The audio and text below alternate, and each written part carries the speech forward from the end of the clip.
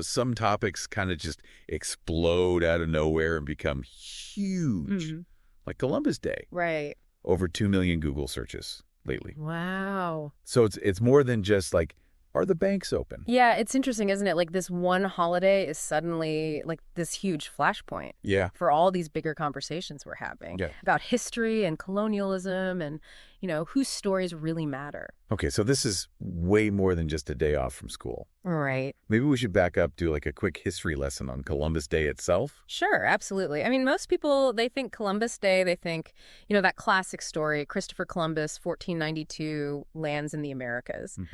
But thing is, it wasn't even a federal holiday till 1937. Oh, wow. Yeah, almost 450 years later. Wow, that is a gap. Yeah. Was there like a specific reason it became a holiday then?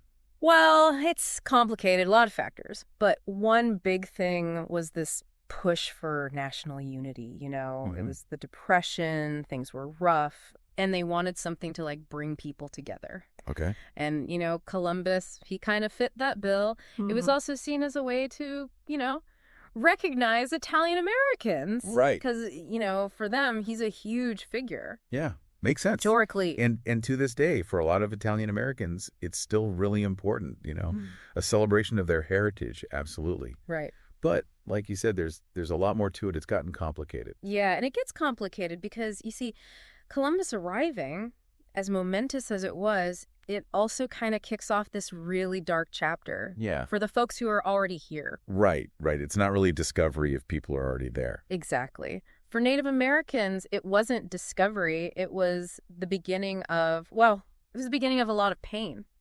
Loss of their land, their way of life. Forced assimilation, disease. Yeah, all the horrors that came with colonization. It's heavy stuff. Yeah. And I mean, I guess it's no wonder that there's been this push to replace Columbus Day with Indigenous Peoples Day. Yeah, and that's been going on for a while, actually. I mean, the first proposal for an Indigenous Peoples Day, believe it or not, that was way back in 1977. Wow. Okay. Yeah, but it didn't really start picking up steam, though, until the 1990s. South Dakota, they were the first ones. They said, okay, we're switching it. Columbus Day is out. Indigenous Peoples Day is in.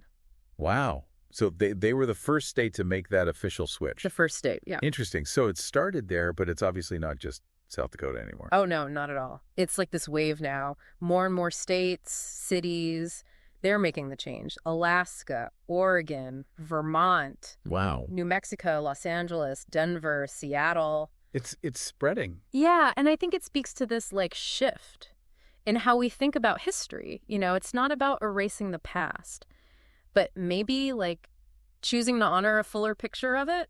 So it's less about like celebrating just one guy. Yeah. Right. And more about recognizing like whole cultures that were already here. Right, exactly. Yeah. And this shift, it goes beyond just holidays, it's impacting how we teach this whole history to kids, to the next generation. Yeah, it's not just memorizing names and dates anymore. No, not at all. There's this big push now to like show a more complete and honest picture of what happened, like in classrooms. So for example, you see a much bigger focus on like what colonization really meant for Native communities. Yeah. The devastating stuff, like the Trail of Tears. Right. And there's this movement to bring in Indigenous voices directly, Oh, interesting. Not just as a side note, but like woven into how we learn it all. Yeah, like actually acknowledging there is more than one side to the story, especially with history. Exactly. Because history, it isn't, a nice, neat story. It's messy. Right. It's a bunch of different experiences, different perspectives, all jumbled up. And when kids learn that, that's when they start to like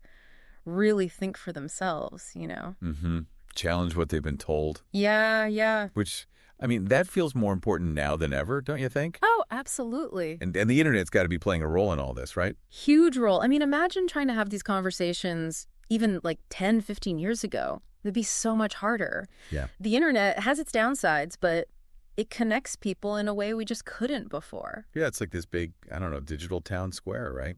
Where anyone can speak up. And for Indigenous activists, social media, it's been like this incredible tool. You've got your hashtags, your hashtag Indigenous Peoples Day, hashtag decolonize. Right.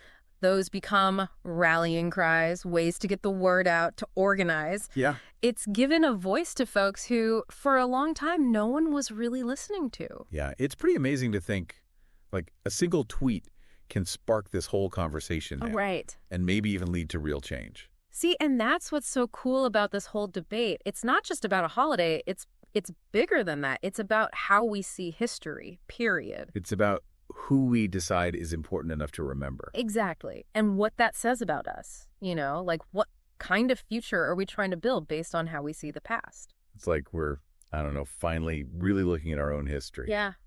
And that's where you come in. Ooh, I like this. Ending with a thought for our listeners. Yeah, something to think about. So we've dug into Columbus Day, right? Mm-hmm. The whole Indigenous Peoples Day movement. Right, how it all ties into like social justice, representation, all that. Exactly. But now it's personal, What does this all mean for us as individuals? Right. When you think about how we remember the past, commemorate it, what comes up for you? You see a Columbus statue or hear about Indigenous Peoples Day. Yeah. What's your gut reaction? Yeah, these aren't like easy questions. No, not at all. No easy answers. But the important thing is we keep talking about it, keep learning. Keep questioning. Yeah, engaging with this stuff, even when it's tough. Because honestly, even if this deep dive just left you with more questions, that's okay. It's a good thing, actually. Right. It means you're thinking for yourself. It means like you're not just accepting what you were told. You're digging deeper. Exactly. Because history, it's not just some dusty old thing in a book. It's alive, It's shaping our world right now. Right now. And the stories we choose to tell, the voices we listen to. That's going to decide what the future looks like. Exactly. Wow. Okay. Lots to think about. Lots to think about. As always. Thanks for diving in with us. My pleasure. Always good to be here. Today is your lucky day. Today is the day that our $3 website works for you, paying you directly to your PayPal daily. Imagine $3 ongoing continuous payments to your PayPal account. Imagine falling asleep and waking up to $300 in your PayPal account. How would this make you feel? How could this help you? What bills could you pay? What kind of fun could you have? What does that retirement look like now? All for a one-time payment of $3. This website is DFY done for you, fully built and completely hosted, and never stops collecting payments for you. You have spent $3 on coffee on a regular, but that coffee won't help you create multiple streams of income. Click the link below.